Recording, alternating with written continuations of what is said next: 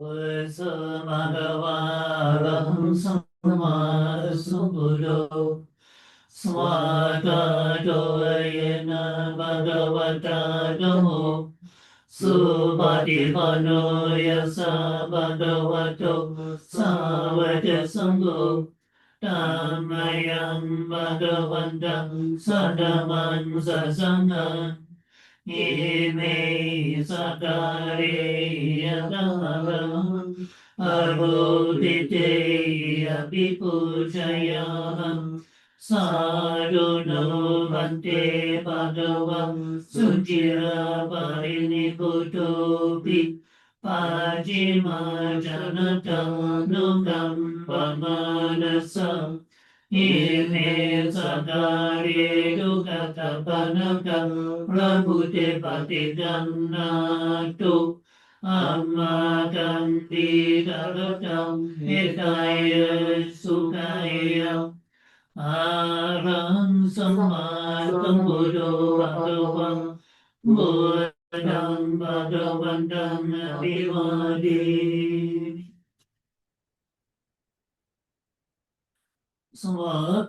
Swagato Bhagavata Dhammo Dhammam Namassami Supatipanno Bhagavato Sāvaka Sangho Sangham Namami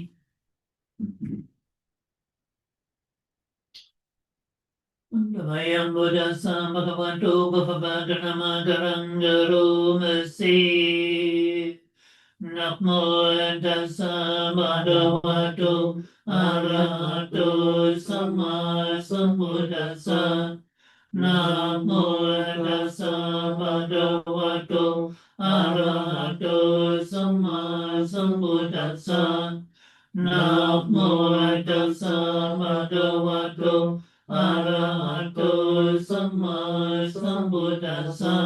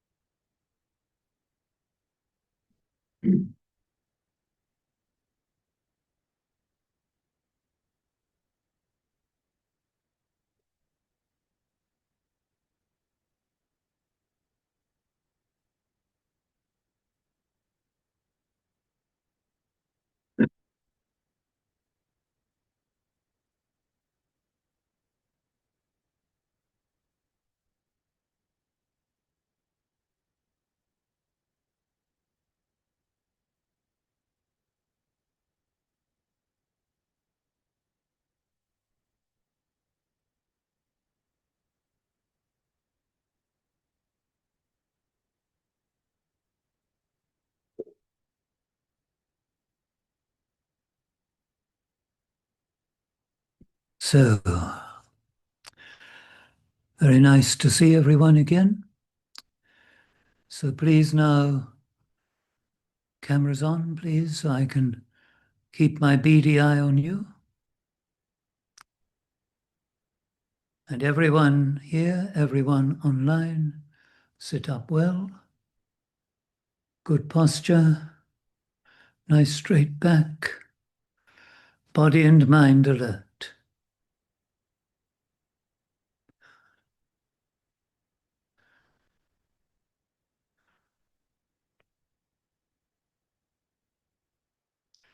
And you close your eyes. And as you close your eyes, you leave behind all that you've been thinking about, worrying about, all that you've been doing, everything.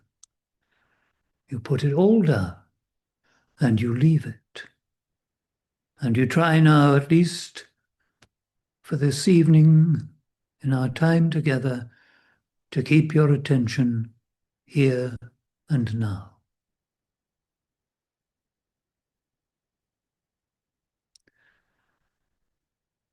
And we commence by bringing to mind the Buddha, our great teacher and inspiration,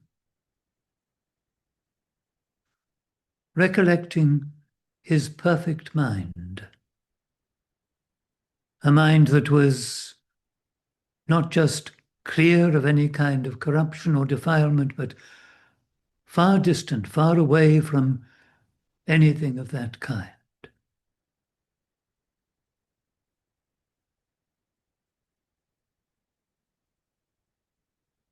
A mind, too, of infinite compassion.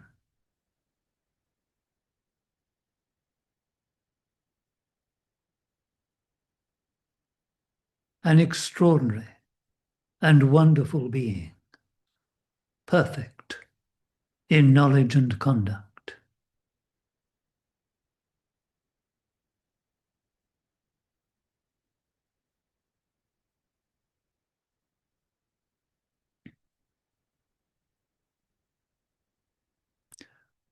Now remember, when you recollect the Buddha, when you happen to see a Buddha Rupa, or when anything reminds you of the Buddha, be inspired to do what you can to cultivate and develop your mind and cleanse it of all greed, hatred, and delusion.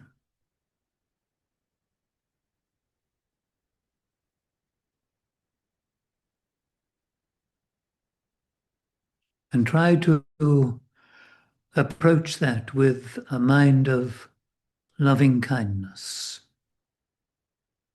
especially for yourself. Always try to treat yourself with kindness and compassion. Be caring of yourself. And rejoice in and really appreciate your merits, your good qualities.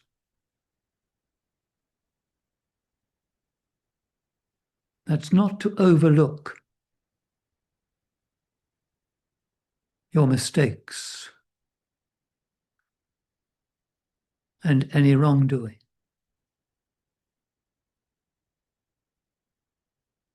but rather to encourage yourself to live a virtuous and decent life.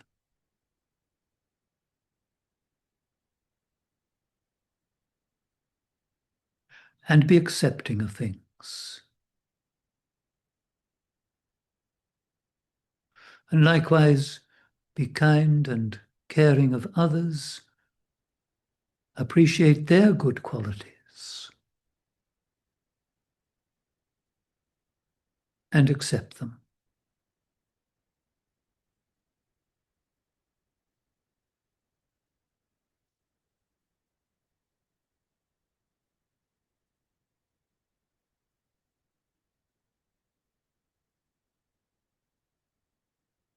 Now take a moment to remind yourselves of our human condition.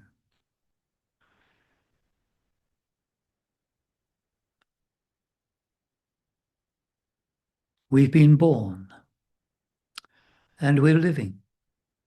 And as we live, time is passing and we're getting older. And it never stops. And not only that, but we can become unwell at almost any time or meet with an accident. And whatever happens, sooner or later, we're all going to die. In fact, from the moment we were born, we've been dying. We've been aging and dying.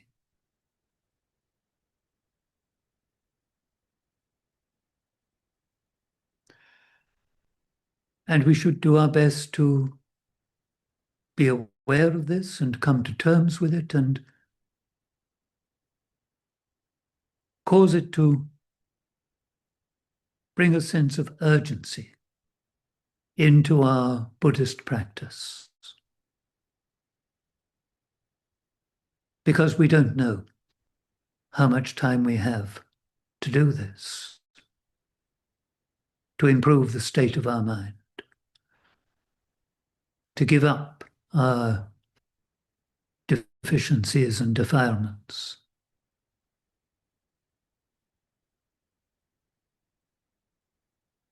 So be determined to use your time well, especially the short time we're together this evening.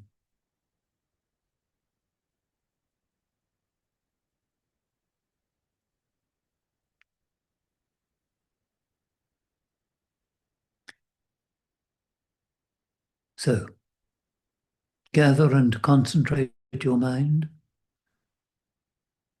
Determine not to let it go off in different directions as it almost certainly usually does, but try to keep it together and direct your attention first to your body, to your physical presence, its shape and its posture.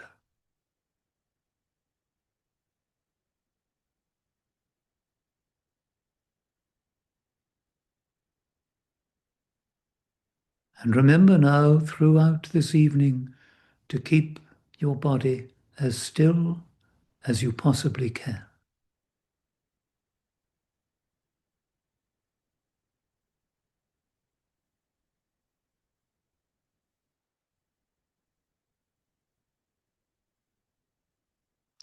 And notice that as you sit so very still, there is nevertheless the movement of your breathing.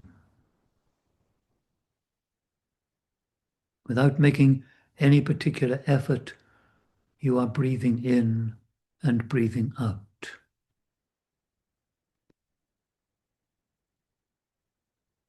Now, locate where and how you perceive the breath.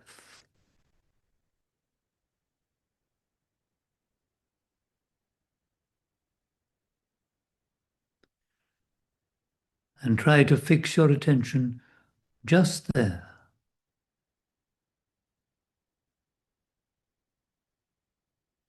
And resolve now to be mindful and aware of each incoming breath, each outgoing breath.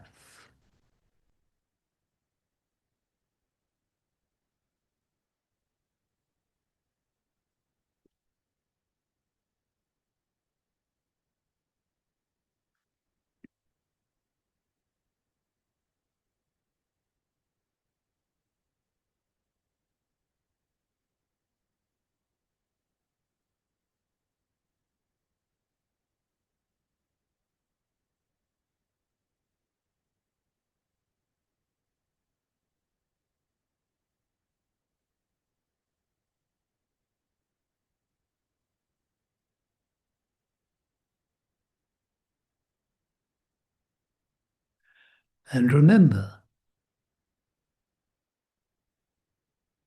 that when you notice your mind kind of trying to pull away and chase after some interesting thought or memory,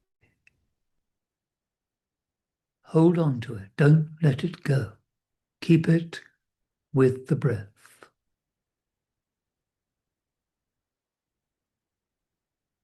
And if by any chance you discover it's gone and you've been dreaming or listening to some sound, the sound of the wind or something around you,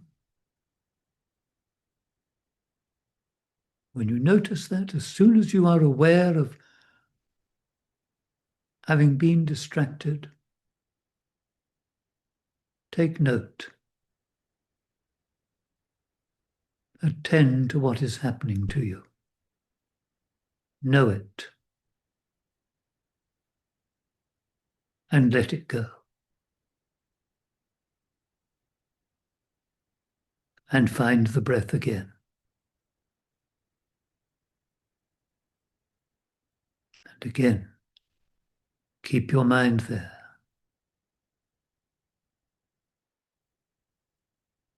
being mindful and aware of each incoming breath, each outgoing breath.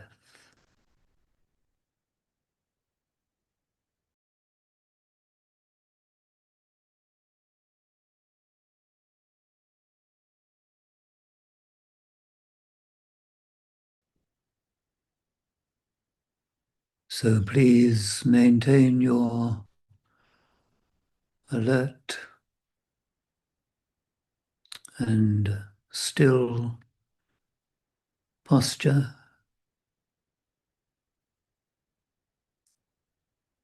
And during the next few minutes, while I'm talking,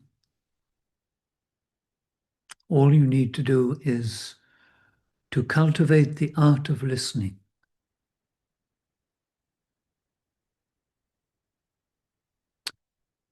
And listening, listening to the Dhamma is also an important practice. So try now to remain alert and concentrated and to just listen.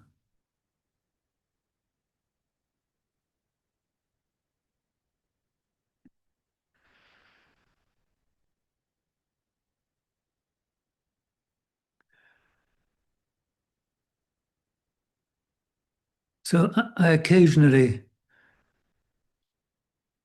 remind myself of the story of the Buddha, not necessarily going over the details, but just reflecting on that early life of privilege and prosperity and pleasure,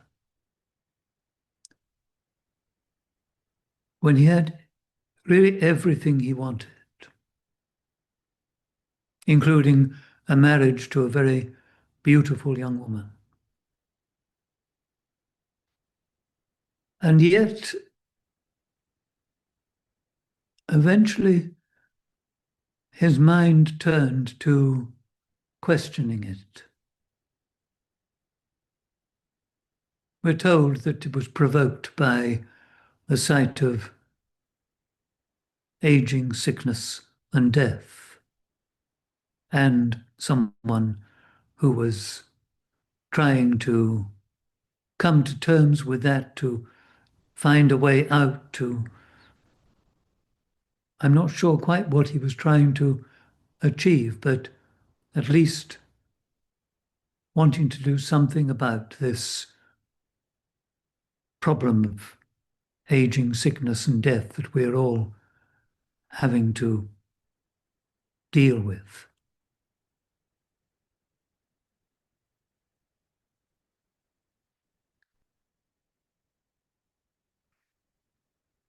There it is. However prosperous and happy you are with your pleasures and toys and so on, life is still unsatisfactory. It still bites you because you don't know, you don't really understand what it's all about. And when you think about the fact that you've been born, you're living, and you're going to die, you can't help wondering what the point of all this can possibly be. And yet we struggle through it. But some people, like the Buddha, and perhaps like all of you listening to this, have thought that there must be a meaning and a way of dealing with it, a way out of your discontent and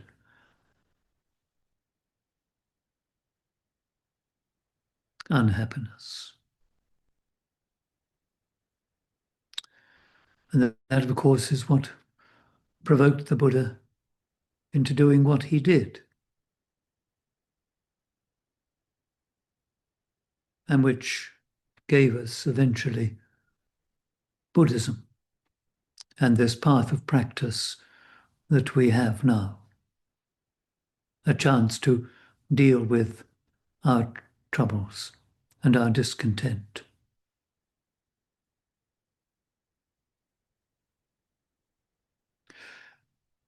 It's a very comprehensive path which he's offered us.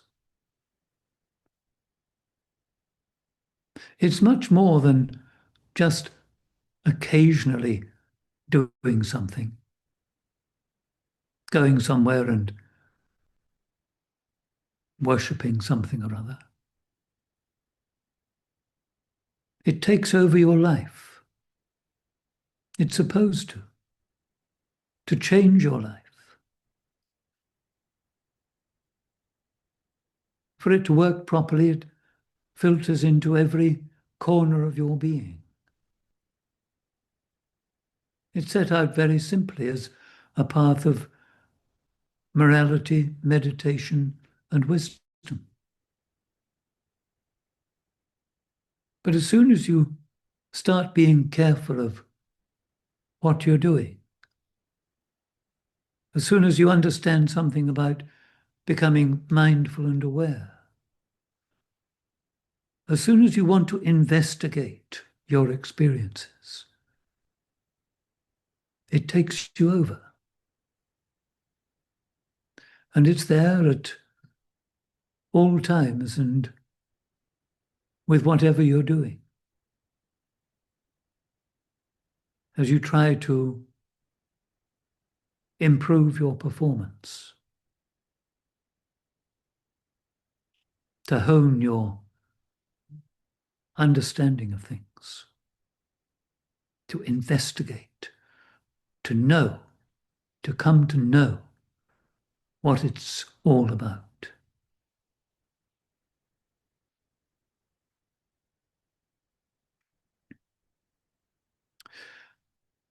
As you're doing this, of course, you pay attention to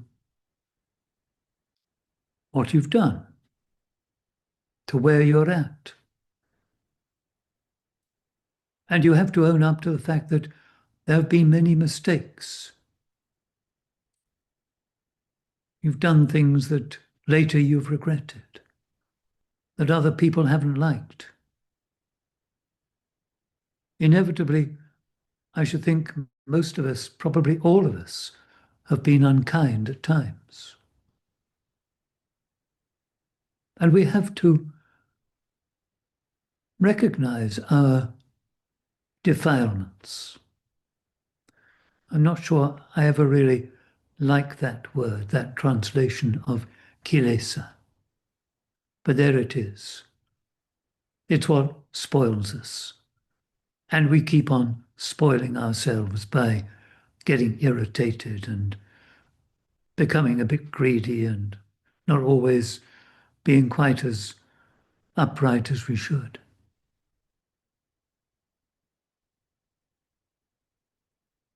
So we have to be aware, we have to know that, but also we're all capable of good stuff.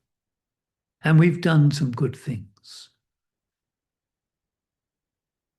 And it's very helpful and very right that we are pleased with that. The Buddha said to rejoice in your merits and do them again and again. When you are happy with yourself, with what you've been doing, what you do it again and again. And that's a tremendous help towards clearing your mind of greed, hatred, and delusion. Because when you're doing good things, there isn't the room, the space, the time for the unskillful stuff. And doing the good things are not so much the bad things, your mind isn't so concerned with regrets and fear of being found out and guilt and so on. It's all a great help to you to stabilize your mind. And that's what we have to do. To overcome our suffering, we have to work with our minds, to do our best to make them stable, to have them inclined towards what is skillful and good, to grow in that direction. The Buddha said that in whatever direction you allow your mind to incline, it will grow in that direction, just like a tree. It's been very windy here today. And in windy places, you can see trees inclining in the direction they've been pushed by the wind. They grow in that direction. So you have to be careful about how you allow your mind to incline. If it's inclining towards being very ambitious and greedy, it will grow in that way. If it's inclining towards anger and you're not careful, it will grow in that direction. But if your mind inclines towards what is good, what is virtuous and kind and helpful and so forth, it will grow in that direction. And that's a benefit to you. Not just to other people, but it's a benefit to you. And a help towards stabilizing your mind. And with your mind stable, you can investigate your experiences. You can look carefully at them. You can, with some precision, dissect your experiences and come to understand their nature and just why and how you desire some and are averse to others and make attachments and do all kinds of stuff with your mind which creates a tremendous muddle, confusion, and unhappiness. You need both to stabilize your mind and to cultivate insight and understanding into the nature of your life and experience. And that way, you can find your way out of your troubles and overcome your suffering.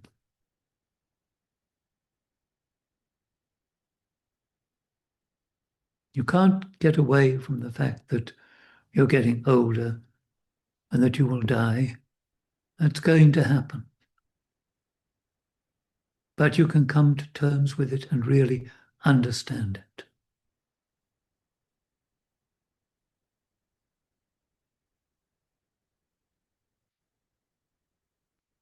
So be encouraged to do your best to let this practice to invade every corner of your being. Do your best to be mindful and aware always. You probably won't succeed, but try. Watch yourself. Watch your mind. You won't manage it through every minute. And of course, when you're doing things, you have to be mindful and aware of what you're doing. When you're crossing the road, for heaven's sake, be mindful and aware. And sati sampajanya, mindfulness and awareness, means being mindful of whatever it is, but aware of the context, aware of what's around it.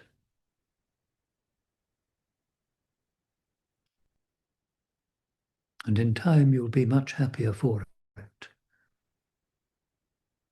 And your life will blossom. And your practice and your understanding will develop.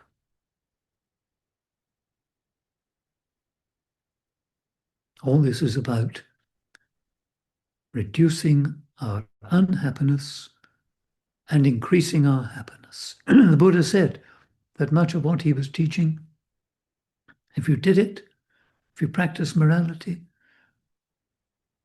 in this life alone, things will be better. Even if you don't believe in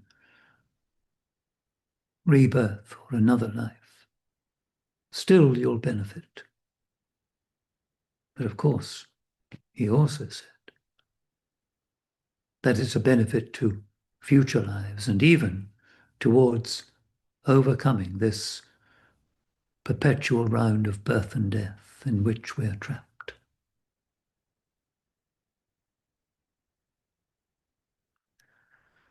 So that's enough, I think, from me for tonight. We'll sit as usual for another little while, and in these closing moments, please concentrate your mind on loving kindness for yourself and for everyone else.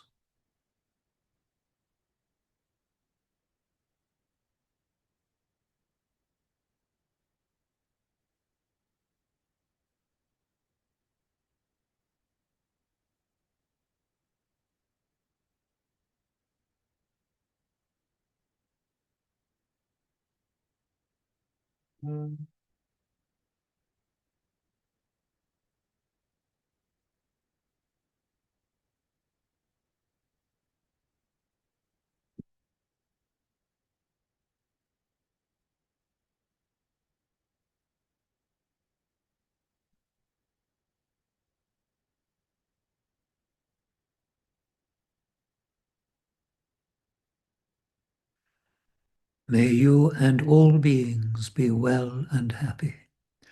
May you and all beings be free from all suffering. May you and all beings realize for yourselves the secure peace of Nibbana.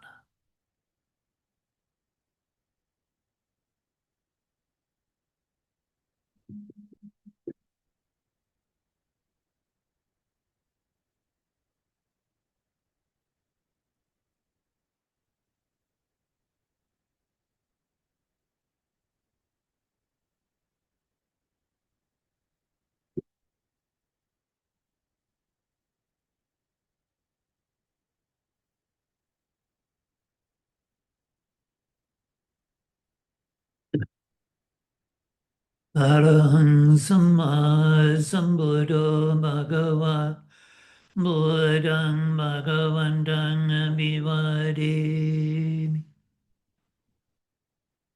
Swakato Bhagavanta Dhammo Dhammang Namasami Supatipanno Bhagavanto Savaka Sangho Sanghang Namami.